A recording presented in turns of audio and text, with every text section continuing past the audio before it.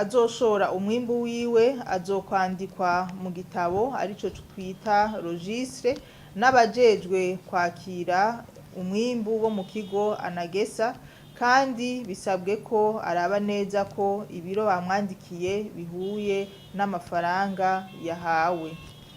Uwugurishije umwimbu wiwe azoronswa urupapuro arigo reçu rwerekana ibikenewe byose by'umwidondoro, amazina, umutumba, ibiro agurishije ndetse n'amafaranga ahawe. Aho gapapuro basabwa abenegihugu kukabika neza kuko niko kazoheza kakabafasha kugura ibigori mu mbere mu gihe bazoba babikeneye kubigura bimaze gusubizwa ku masoko n'ikigo ANAGESSA.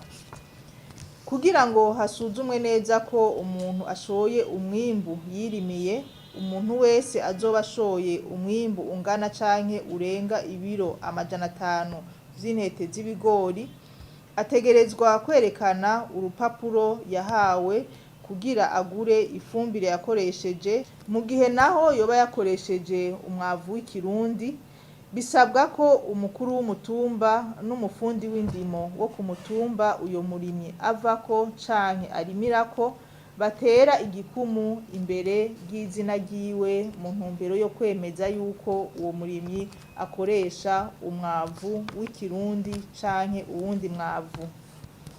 Abo bizoboneka ko bashoye umwimbu mwinshi cane, hazokorwa isuzumwa kugira ngo hasuzumwe neza uko itongo barimyemwo ivyo bigori ringana. Aho bizogaragara ko abajejwe intwaro n'uburimyi ku mutumba bemeje ko umuntu yashoye umwimbu mwinshi wiwe ariko atari uwo yirimiye, uwo murimyi yabeshe nabo bose bateye ibikumu bemeza ibinyoma bazohanwa hisunzwe amategeko.